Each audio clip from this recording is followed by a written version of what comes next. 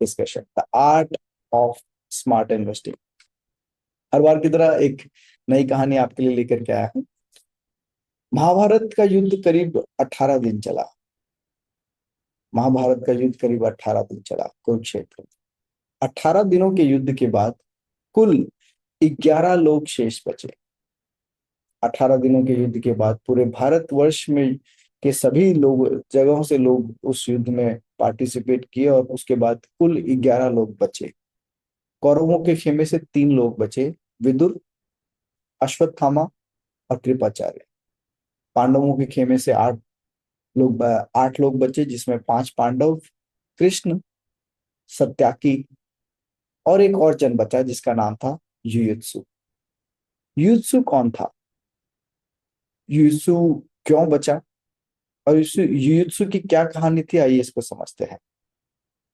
युद्ध के शंखनाद होने से पहले जब पांडवों और कौरवों की सेना कुरुक्षेत्र में आमने सामने खड़ी थी, युद्ध का शंखनाद होने वाला था, उसके पहले युधिष्ठिर एक आवाहन करते हैं। युधिष्ठिर कहते हैं कि मैं धर्म की तरफ से लड़ रहा हूं। अगर कौरव सेना में कोई है जिसे लगता है कि कौरव अन्याय कर रहे हैं और वो धर्म का साथ देना चाहता है, तो वो अब भी कौरव सेना को छोड़कर हमारी सेना में शामिल हो सकता है। हम उसे यथाश्रेष्ठ स्थान देंगे अपनी सेना में और पूरे सम्मान के साथ हम उसका स्वागत करते हैं। युधिष्ठिर के इस आह्वान से कौरव सेना का एक राजकुमार युयुत्सु कौरव सेना को छोड़कर पांडव सेना को जोड़ता है। और आप देखोगे युद्ध के बाद सिर्फ कौरव सेना का एक ही राजकुमार जिंदा बचता है और वो था युयुत्सु। इस कहानी से हमें ये प्रेरणा मिलती है कि आज जब विश्व के बाजार में इतने सारे कंसर्न्स एक साथ चल रहे हैं, अफगानिस्तान और पाकिस्तान के बीच के टेंशन फिर से शुरू हो गई है, इजराइल और ईरान के बीच युद्ध छिड़ने की वजह से यूक्रेन को जो एंटी एयर कॉम्बैट मिसाइल्स वो प्रोवाइड कर रहे थे यूक्रेन को, वो कम हो गई है एंड यूक्रेन के ऊपर रशिया का खतरा फिर से मंडराने लगा है। पूरे मिडिल ईस्ट में चारों तरफ बहुत सारे हवाई हमले हो रहे हैं। कल मैं एक न्यूज आर्टिकल पढ़ रहा था सीएनएन का, जिसमें बताया जा रहा था कि करीब 200 से ज्यादा ड्रोन फायरिंग्स की गई और उसमें से करीब जो दुबई में फ्लेयर्स या जो धमाके हमने सुने वो उनके थे कि जब किसी हवाई हमले को इंटरसेप्ट किया गया तो उसका जो जो शेष बचता है वो जब किसी होटल के प्रांगण में गिरा तो वो उसके धमाके थे। तो 200 से ज्यादा हवाई हमले हुए हैं और उनमें से करीब 197 को हवा में ही न्यूट्रलाइज कर दिया गया था। अब this is going on not for the first time. this is this has happened earlier with Gaddafi, with Saddam Hussein, with Venezuela, and now with Iran. What is behind all this? Thanks to social media. Social media की वजह से आप, मैं, हम सब आज जानते हैं this is a war to protect the dollar, and that's it.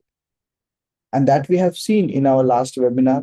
Dollar को प्रोटेक्ट करने के लिए डॉलर के ऊपर से उठते हुए रिजर्व करेंसी के भरोसों को ध्यान में रखते हुए ज्यादातर देशों के सेंट्रल बैंक्स ने अपनी रिजर्व करेंसी में गोल्ड को इजाफा किया है and dollar as a reserve asset को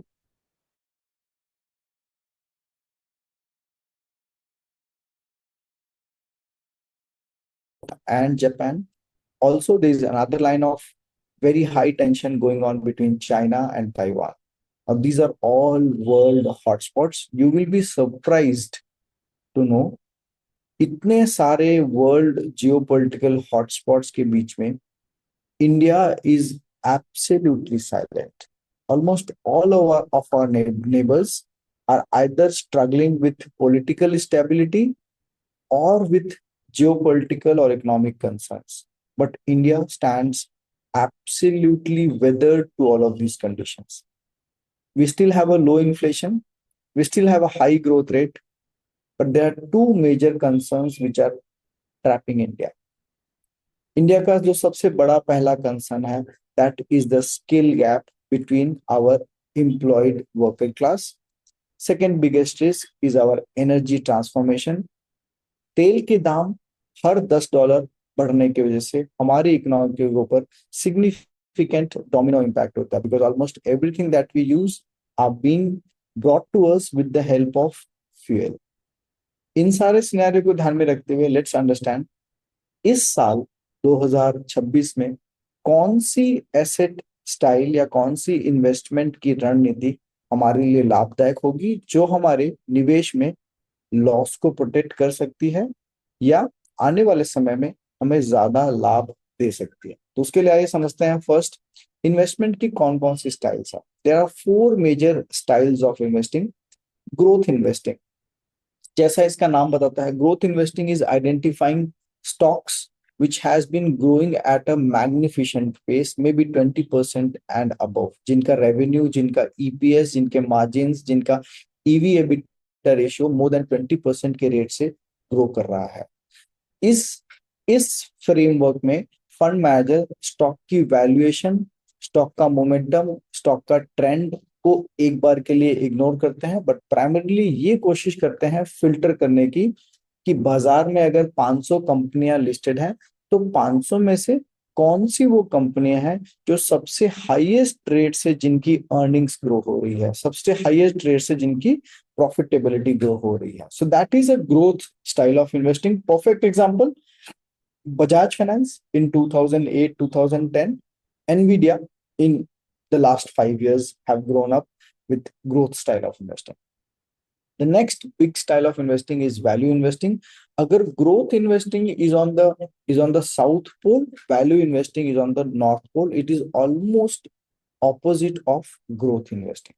वैल्यू इन्वेस्टिंग में फंड मैनेजर ऐसे स्टॉक्स में निवेश करने की कोशिश करता है जिनके फंडामेंटल्स इंटैक्ट हैं, पर आज के दिन वो ट्रेंड में नहीं है, आज के दिन वो ऑफ ट्रेंड हो गए हैं और बहुत सस्ते मिल रहे हैं। वैल्यू इन्वेस्टिंग का perfect example is Berkshire Hathaway in its early stages. Value investing, a perfect example, is ITC Limited.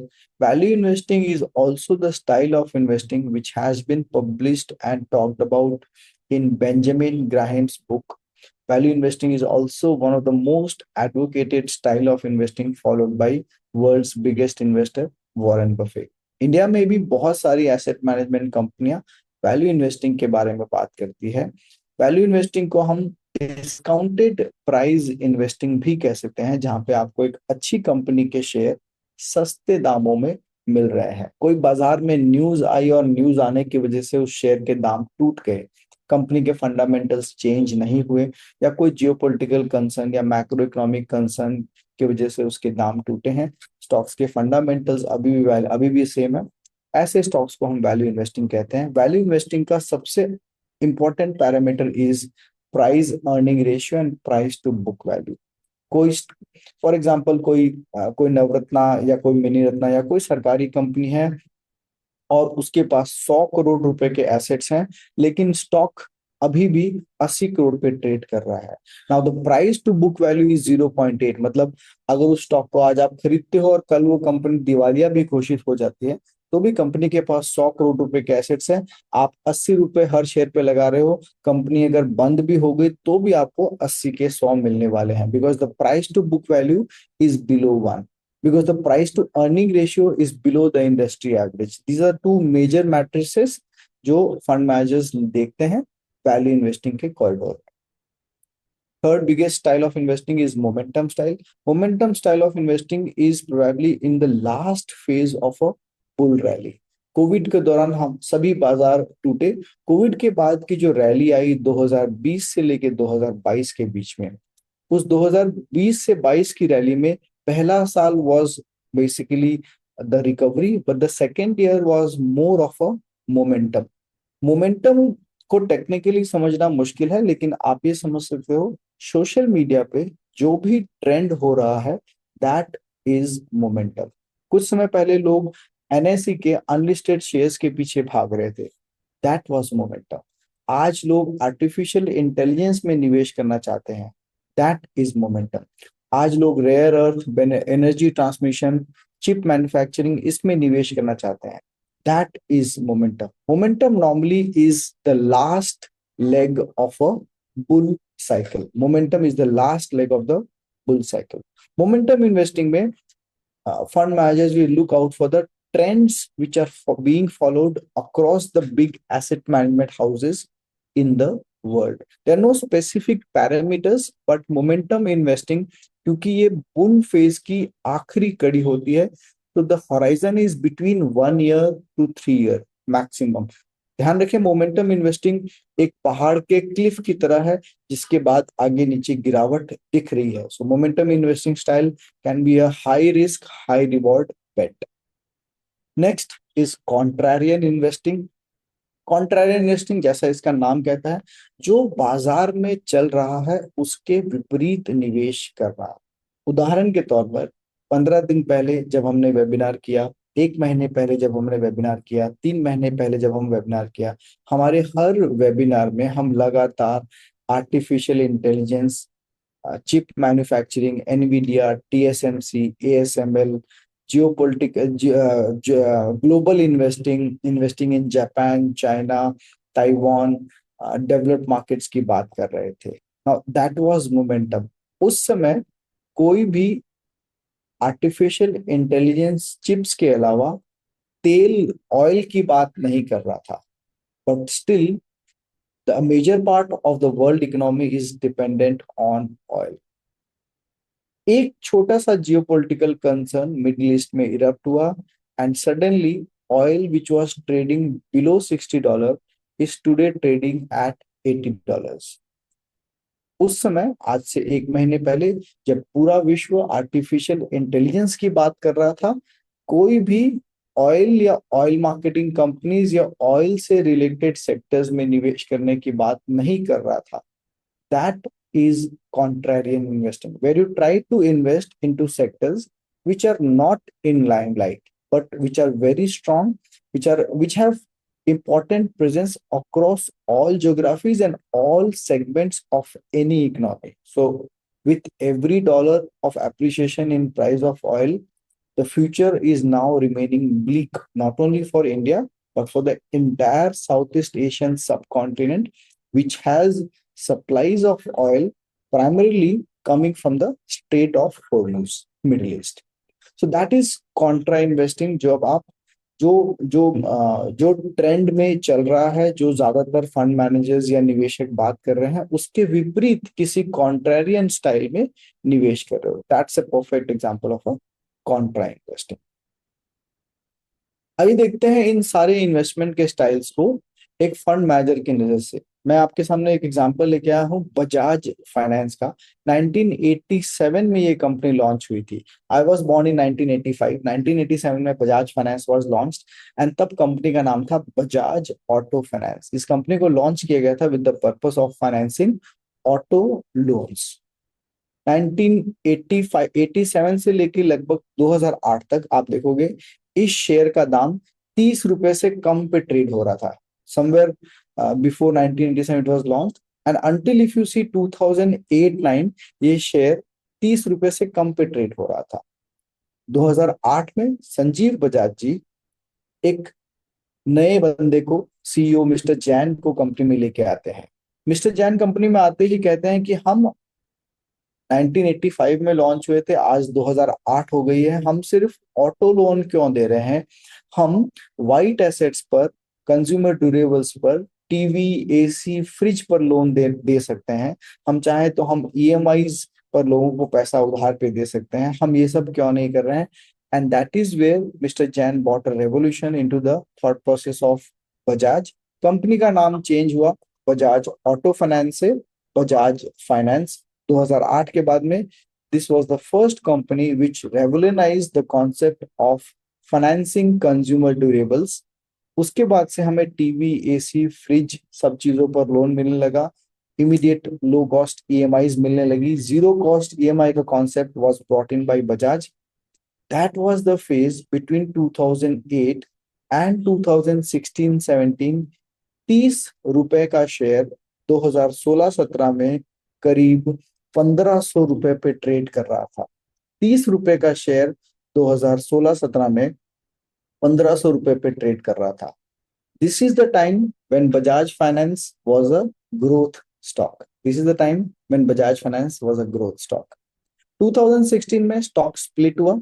उसके बाद 2016 से लेकर के कोविड तक 2020, क्योंकि उस समय तक बजाज फाइनेंस की स्टोरी, जब स्टॉक 1500 हो गया, 1200 1500 हो गया, तो सबको इस स्टॉक का आइडिया लग गया। This stock has now become a small cap or a mid cap, and it was on the radar of every fund house from 2016 till 2020। जो हम इस स्टॉक में देख रहे हैं, that is the momentum. 2020 Covid के पहले this stock was trading at 4500 rupees. जी हाँ, ₹30 का स्टॉक 10 साल में 4500 पे ट्रेड कर रहा था। This was momentum investing. Same stock, same company, same management. पहले 6 साल इट वॉज ग्रोथ, लास्ट के 3 साल इट बिकेम मोमेंटम। कोविड आया, stock crash by 60%, nothing changed, कुछ भी नहीं बदला, स्टॉक 60% गिरा। Now the same company, same management, same stock is now a value stock. 60% discount पे Bajaj Finance after Covid was a during Covid was a value stock. Covid के बाद recovery हुई। By 2022 the stock again made a new high of 7500। जी हाँ, आप सही सुन रहे हो, ₹30 का स्टॉक, कोविड के पहले 4500, कोविड के बाद 60% डिस्काउंट, कोविड के बाद वापस rally, same stock now trading at 7500। इस समय 2022 ने रिजर्व बैंक ऑफ इंडिया ने इनके बिजनेस मॉडल के ऊपर कुछ रेगुलेटरी क्वेश्चंस लगाए, और आप देखोगे 2022 से लेकर के 2024 के अंत तक this stock was out of trend. क्योंकि जब किसी कंपनी के, खासकर लैंडिंग कंपनी के बिजनेस मॉडल के ऊपर रेगुलेटरी क्वेश्चंस आ जाते हैं, तो stock was out of trend. आप देखोगे ये स्टॉक इस समय बहुत वोलाटाइल रहा, within the range of 7500 to 5000, 5000 से 7500 के बीच में ये ट्रेड करता रहा। Early 2025, at this point of time when the stock is not in trend, this is a contrarian bet। इसे हम कॉन्ट्रा इन्वेस्टिंग कहते हैं। जब जब बाजार और रेगुलेशंस आपके विरोध में खड़े हो, उस समय अगर आप ऐसे स्टॉक में निवेश कर रहे हो, that is a contra investing style.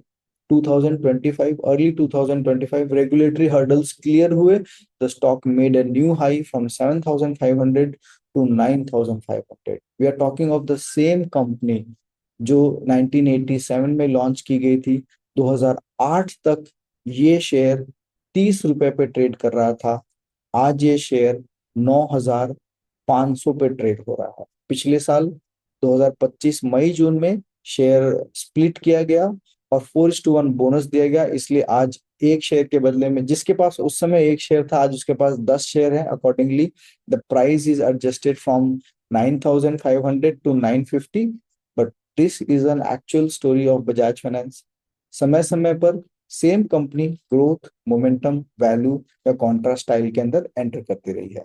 So I hope this story will give you broader understanding कि ग्रोथ, मोमेंटम, वैल्यू या कॉन्ट्रा, इन 4 क्वाड्रेंट में हम किसी पर्टिकुलर कंपनी को हमेशा के लिए नहीं रख सकते। हर कंपनी हर क्वाड्रेंट से गुजरती है, समय और मार्केट की वेरिएशंस को ध्यान में रखते हुए। आइए समझते हैं ऐसे में हम निवेश कैसे करें। इसके बाद एक और स्टाइल ऑफ इन्वेस्टिंग है which is passive style of investing. Passive style of investing developed markets में बहुत पॉपुलर है। पैसिव इन्वेस्टिंग का मतलब है फंड मैनेजर अपने कॉस्ट और ट्रैकिंग एरर को सबसे कम रखना चाहते हैं। ऐसा करने के लिए वो मार्केट को एज इट इज अपने पोर्टफोलियो में रिफ्लेक्ट करते हैं, मिरर करते हैं। वो अपनी स्ट्रैटेजी नहीं लगाते, एज इट इज मार्केट को रिफ्लेक्ट करते हैं। ऐसा करने का मतलब है आपका फंड मैनेजमेंट कॉस्ट, आपका रिसर्च कॉस्ट, आपका एक्टिव पोर्टफोलियो सबसे कम हो गया, आपके कॉस्ट कम हो गए। Passive investing is very much popular in the developed market. विदेशी बाजार में, यूएस में, यूरोप में, जापान में पैसिव इन्वेस्टिंग पॉपुलर है। ऐसा इसलिए पॉपुलर है क्योंकि वहां पर एक फंड मैनेजर के लिए बाजार को आउट परफॉर्म करके अल्फा जनरेट करना लगभग मुश्किल ही नहीं, नामुमकिन है। ऐसे बाजार में active investing is expensive, passive investing is less expensive and make sense. पर अगर हम बात करें डेवलपिंग मार्केट्स की, तो डेवलपिंग मार्केट्स में अभी भी एक्टिव फंड मैनेजर्स बाजार को लगातार आउट परफॉर्म लगातार आउट परफॉर्मेंस प्रेषित कर पा रहे हैं। गिरते बाजार में लॉस प्रोटेक्ट कर पा रहे हैं, चढ़ते बाजार में मार्केट को आउट परफॉर्म कर पा रहे हैं। Hence active investing is still popular in India. Maybe by 2047, when India becomes a developed economy where we have more transparency into our balance sheet data, into companies, corporate governance, etc., passive investing will become more popular, more legitimate in India at that point of time. As of today, also, ultra HNI investors, corporate investors, institutional investors, passive investing की तरफ ज्यादा focused हैं। Retail निवेशक आज भी active investing के जरिए alpha create कर रहे हैं। आइए देखते हैं इन इन्वेस्टमेंट फिलोसॉफीज जो हमने डिस्कस की, value, growth, momentum, dividend, contra, इनके बीच के मेजर डिफरेंसेस क्या है। One of the major difference is in the metrics. Value investing focus करता है प्राइस अर्निंग रेशियो पर, जिसका पी रेशियो उसके हिस्टोरिकल एवरेज से कम हो या उसके कॉम्पिटिटर्स के कम हो, that is a value stock. But growth investing follow देखता है PEG, price earnings growth ratio, या अर्निंग्स पर शेयर किसकी किस रेट से ग्रो कर रही है, या किसका रेवेन्यू हाईएस्ट रेट से ग्रो कर रहा है। Now these are published matrices of a balance sheet which a fund manager views. इनको हम मार्केट के टर्म्स में स्क्रीनर कहते हैं। बहुत सारे सॉफ्टवेयर अवेलेबल है जहां पे आप चाहो तो 500 जो लिस्टेड स्टॉक्स हैं BSE 500 के, उनमें आप फिल्टर लगा सकते हो कि मुझे ये जानना है ऐसे कौन से स्टॉक्स हैं जिनका रेवेन्यू पिछले साल 20% से ज्यादा ग्रो किया। You will get the list of growth investing. ऐसे कौन से स्टॉक्स हैं जिनका पी रेशियो 15 से कम है, आप वो फिल्टर लगाते हो। जैसे आप एक्सेल पे करते हो वैसे उन सॉफ्टवेयर पे उन कंपनीज का डेटा अवेलेबल होता है। This is the story of sell side equity research which I'm telling you. Similarly, going back to momentum investing is where the fund manager tracks the relative strength index, 52-week high low stocks जहाँ पे एक stock trend में आ रहा है। Quality investing is more focused on the quality of the stock. This is one of the styles which is being adopted by Motilal Oswal, by Quant and other new AMCs which are following a specific metrics where the stock is maintaining the quality of its performance for a very longer tenure. Accordingly, quality investing is not a very short term story, it's a very, very, very long term story. Quality investing continues for 5, 10, 15, 20 years. हमने Covid के पहले Nestlé Maggi के ऊपर बहुत सारे issues देखे थे। उसके पहले हमने मॉन्डोज के कैडबरी में कुछ पेस्टिसाइड्स वगैरह के इश्यूज भी देखे थे। But these are quality stocks, they have quality and back end systems in process to cover up these things.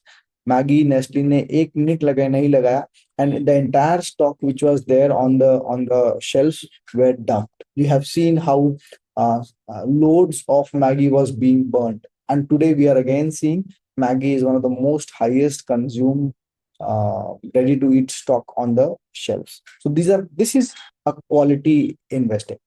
Dividend stock is preferred by regular income seeking investors, जिसमें वो ज्यादातर PSU stocks, IT stocks आज के दिन highest dividend pairs हैं। The objective of the fund manager is very simple, मुझे ऐसे stocks में निवेश करना है जो लगातार अच्छा डिविडेंड पे करते आए हैं।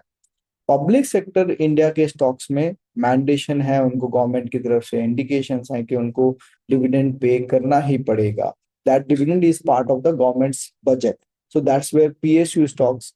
लास्टली ऑफ लेट पिछले 2-3 सालों में IT कंपनीज ने बहुत बोनस, डिविडेंड, बाईबैक्स किए हैं। So these make a part of this portfolio. अगर आप डिविडेंड इनकम ओरिएंटेड स्टॉक्स का पोर्टफोलियो देखेंगे तो उनमें आपको ज्यादातर PSU, बैंकिंग या IT कंपनीज के स्टॉक्स दिखेंगे जो ज्यादा डिविडेंड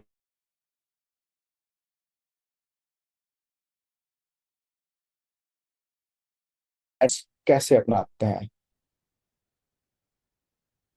तो एसेट मैनेजमेंट कंपनीज के इंटरव्यूज आप रेगुलरली देखते हो। एक स्टाइल की बात करते हैं, सारी की बात करेंगे तो ज्यादा लंबा हो जाएगा। हम ICICI के शंकर नरेन की बात करते हैं। शंकर नरेन के बारे में आप ऑनलाइन सर्च करेंगे, यूट्यूब पे सर्च करेंगे तो आपको उनके बहुत सारे इंटरव्यूज मिलते रहेंगे। आप देखेंगे समय समय पर शंकर नरेन का एक रिसेंट इंटरव्यू आया है, एक इंटरव्यू उनका 3 महीने पुराना है, एक इंटरव्यू उनका 2 साल पुराना है, एक इंटरव्यू उनका 4 साल पुराना है। And he is an ardent follower of value style of investing. In fact, value style has also been propagated by world's biggest investor Warren Buffett, and value style originated from Benjamin Graham's book The Intelligent Investor. वो लाल colour की मोटी सी किताब जो हम सभी को दी जाती है निवेश शुरू करने से पहले, the intelligent investor. So, and in fact, जब Warren Buffett and his partner Charlie Munger were, before he expired, were in India, तो Shankar Naren from ICICI was one of the invitee on their conference list. So जब हम शंकर नरेन की बात करते हैं, जब हम उनके इंटरव्यूज देखते हैं यूट्यूब पर, तो आप लगातार देखेंगे वो बात करते हैं स्टॉक्स वैल्यू बाइंग होनी चाहिए, स्टॉक्स सस्ता मिले तब बाई करना चाहिए, मोमेंटम पे, फ्रेंजी पे नहीं बात करना चाहिए. He was the one fund manager जिन्होंने जुलाई अगस्त 2024 के दौरान बाजार में आकर के ओपन स्टेटमेंट दिया था कि स्मॉल कैप और मिड कैप में बहुत फ्रॉथ है, there could be a significant correction in small cap and mid cap. And अगस्त सितंबर 2024 के बाद हमने देखा हमारा बाजार लगभग 16% टूटा. He is the one fund manager who is still saying कि लार्ज कैप में तो अब फ्रॉथ नहीं है, लेकिन मिड कैप में और स्मॉल कैप में और माइक्रो कैप में और अनलिस्टेड इक्विटी में अभी भी रिटेल निवेशक बहुत सारा नुकसान झेलेंगे. So he has been very ardent follower of value style of investing. तो आइए हम समझते हैं कि क्या ICICI as an asset management company value style को प्रमोट कर.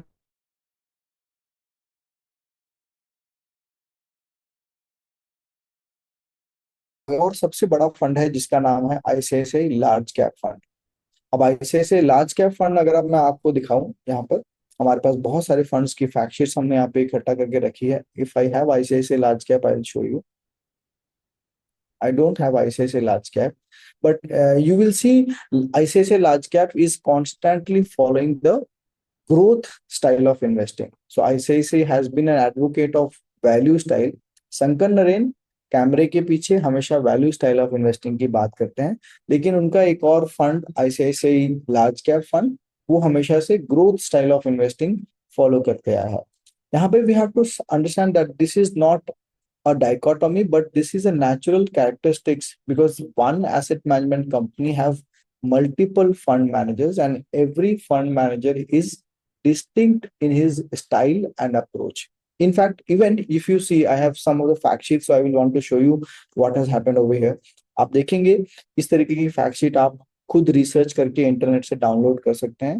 मैं आपको दिखा रहा हूं यहाँ पे एक फंड एक्सिस का स्मॉल कैप, और ये जो फंड का जो आप एक ये मैट्रिक्स देख रहे हो, this is the style of investing matrix. इसको मैं थोड़ा सा बड़ा करता हूं ताकि आप इसको आराम से देख पाए. स्टाइल ऑफ मैट्रिक्स क्या होता है? This is the investment style, जहां पे अगर आपका फंड इस कैटेगरी में है तो this is basically following the growth style of investing. और अगर फंड इस स्टाइल में है, the right side quadrants, then it is a value style of investing.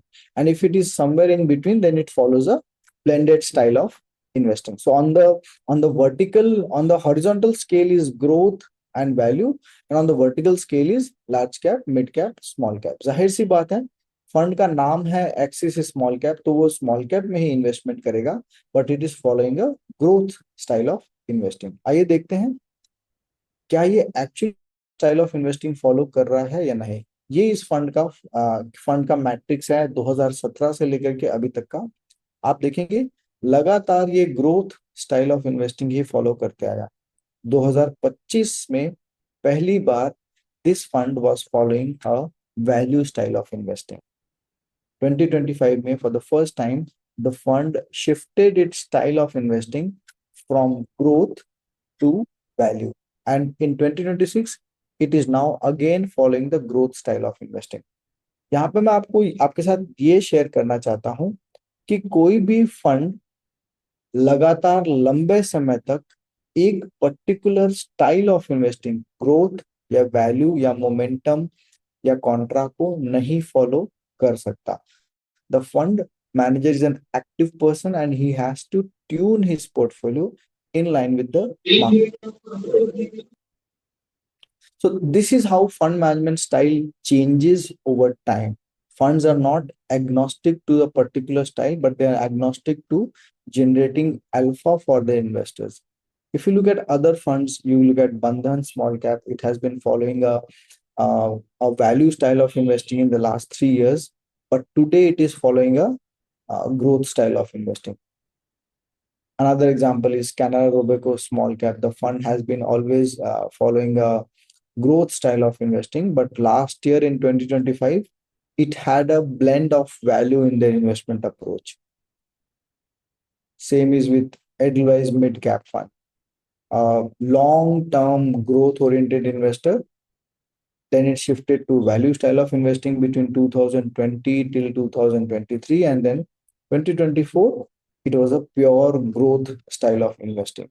सिर्फ इतना ही नहीं, आप देखेंगे फंड्स सिर्फ स्टाइल ऑफ इन्वेस्टिंग ही नहीं, बल्कि जो मिड कैप या फ्लेक्सी कैप टाइप के फंड हैं, वो अपना एसेट मार्केट कैपिटलाइजेशन भी चेंज करते हैं. आप अगर देखेंगे निपॉन के केस में, तो Nippon small cap from 2017 till 2020 was investing primarily into small cap category.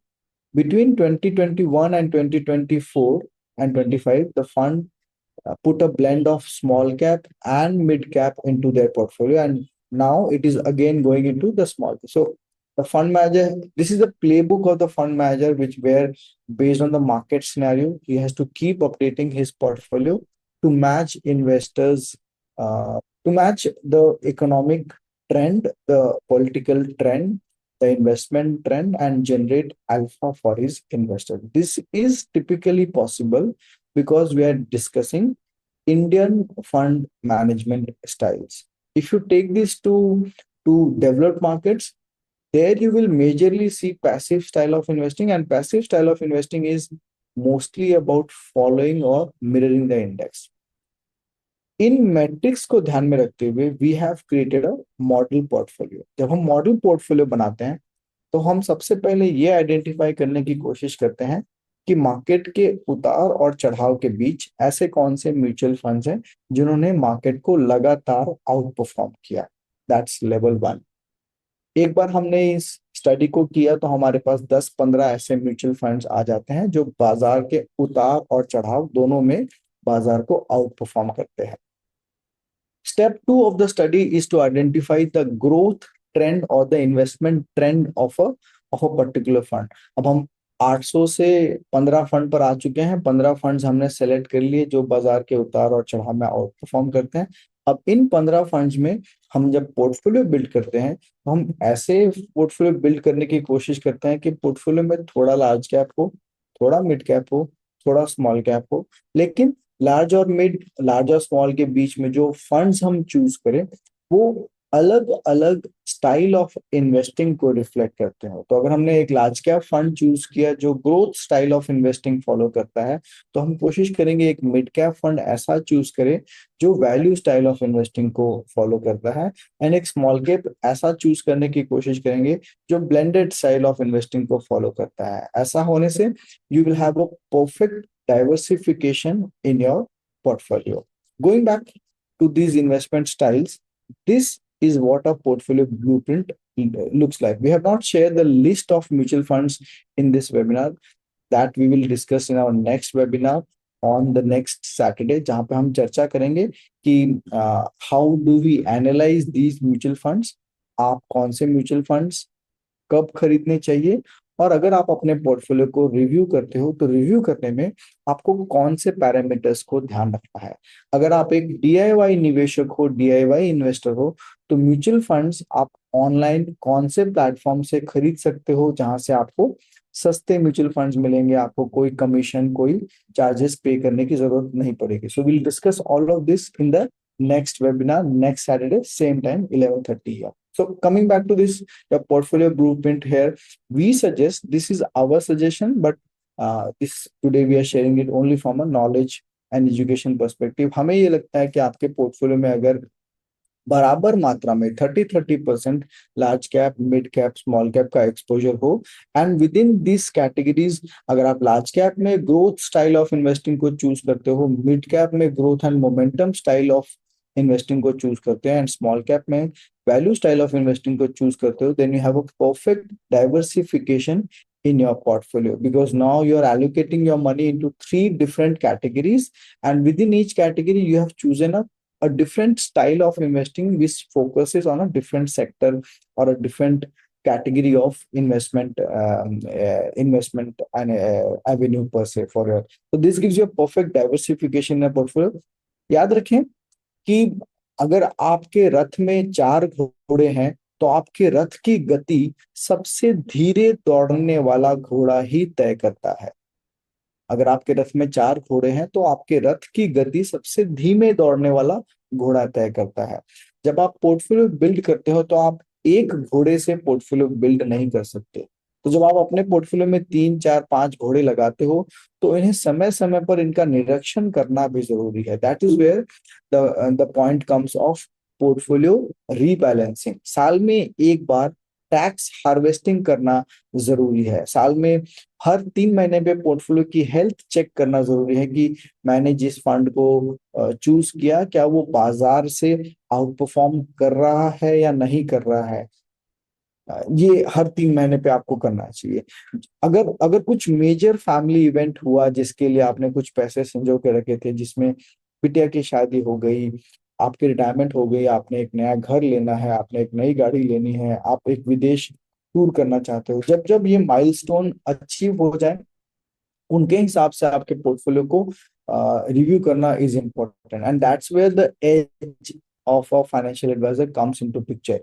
जितना कुछ मैंने आज आपको यहाँ पर बताया, वैल्यू, मोमेंटम, ग्रोथ, या कॉन्ट्रा स्टाइल ऑफ इन्वेस्टिंग, या पैसिव स्टाइल ऑफ इन्वेस्टिंग, कौन से फंड्स में हम कैसे रिसर्च करते हैं, कैसे research is not limited to a particular time, but we have to see the trend, what a particular fund और a scheme has been following over the years. हम देख रहे हैं कि पिछले 10 साल से एक fund growth style of investing को फॉलो कर रहा है, लेकिन अभी कुछ समय के लिए उसने वैल्यू स्टाइल को अडॉप्ट किया है, तो हम समझते हैं कि इसकी pedagogy is growth style, so we can still consider it into a growth pattern. Now that's where a complete mental model comes into picture, where you understand the core style of investment of a particular mutual fund, and you also have a broader understanding of what is happening at the side of the investor. There is a Rumsfeld matrix which talks about known unknown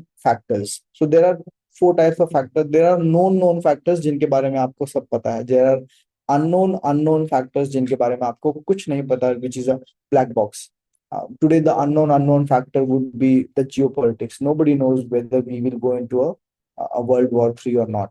But there are some known unknown factors, and which creates an edge in your portfolio. Known unknown factors are basically your awareness to incidents which can have an impact on your portfolio.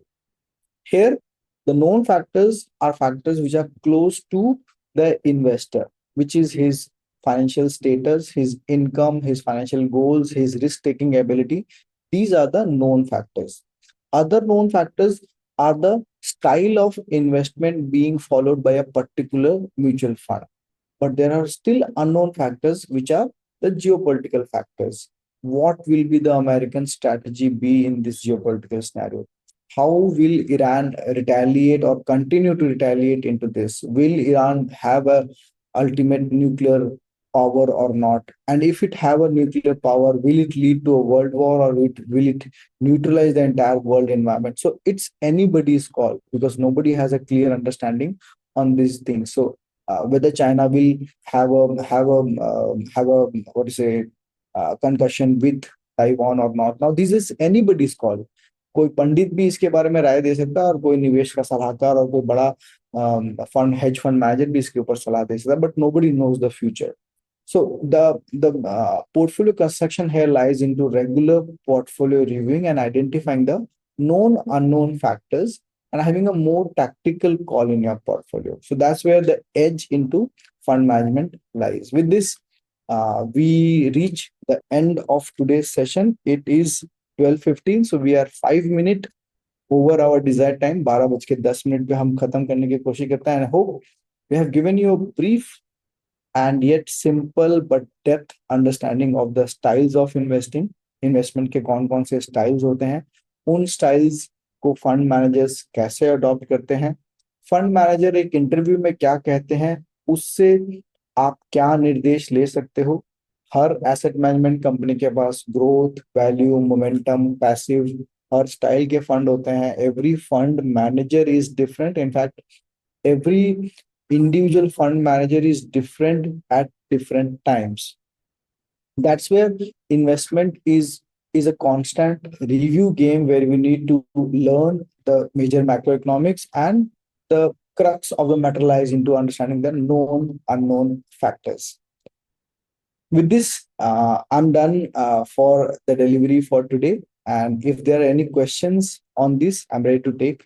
You can either put in your questions on the chat box, or we have the microphone unmuted. You can also open your mic and ask your questions. We will be happy to answer you.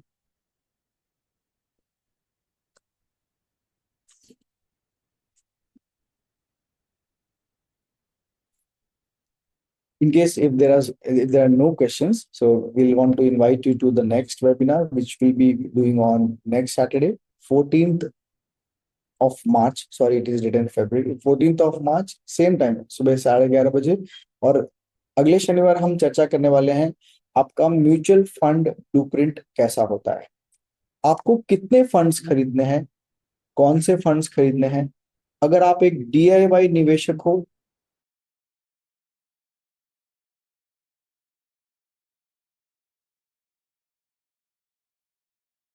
ऐसे forms हैं जो registrar and transfer agent ने बनाए हैं, जिनके through आप mutual funds खुद जाके खरीद सकते हो. There lot of things to discuss on this. आपको म्यूचुअल फंड अपने बैंक से लेने चाहिए, किसी मोबाइल एप्लीकेशन से लेने चाहिए, या किसी एडवाइजर से लेने चाहिए, इन सब चीजों के ऊपर हम चर्चा करेंगे. और हम आपको एक अगली वेबिनार में एक ब्लूप्रिंट भी शेयर करेंगे कि 10 मिनट के अंदर आपका कितना भी बड़ा पोर्टफोलियो क्यों ना हो, 10 मिनट के अंदर आप उसे कैसे क्विकली रिव्यू कर सकते हैं. इसके साथ साथ अगले शनिवार को हम ये भी शेयर करेंगे कि इक्विटी में टैक्स हार्वेस्टिंग आप कैसे कर सकते हो. साथ साथ डेट में अब क्योंकि आपको 12,75,000 रुपए तक की इनकम पर रियायत प्राप्त है, तो अगर आपकी इनकम 12,75,000 से कम है तो डेट म्यूचुअल फंड्स में भी आप टैक्स हार्वेस्टिंग कर सकते हो. तो will discuss about this in the next webinar, Saturday, 14th of March, morning 11:30 AM. तब तक के लिए आप सबका जुड़ने के लिए थैंक यू, धन्यवाद. और स्क्रीन पर दिए इस QR कोड के जरिए आप रजिस्टर कर सकते हो. जिन जिन लोगों ने रजिस्टर किया है उन सबको ये चीट शीट जो हमने आज बनाई है, इसमें एक चीट शीट हमने ये भी बनाई है which talks about the styles of investing, which will be very handy for you guys. Where is the cheat sheet? Let me show you. This is the cheat sheet. This cheat sheet will help you to identify which style of investing follows which matrices, and you can keep it as a repository for a very long time. So you will get all of these on your email after this webinar. You will also get, now we have also started recording our webinar, so you will also get the recording of the webinar on your email after some time. With this, thank you very much. Thanks for joining in. See you again. Bye. Take care. Thank you.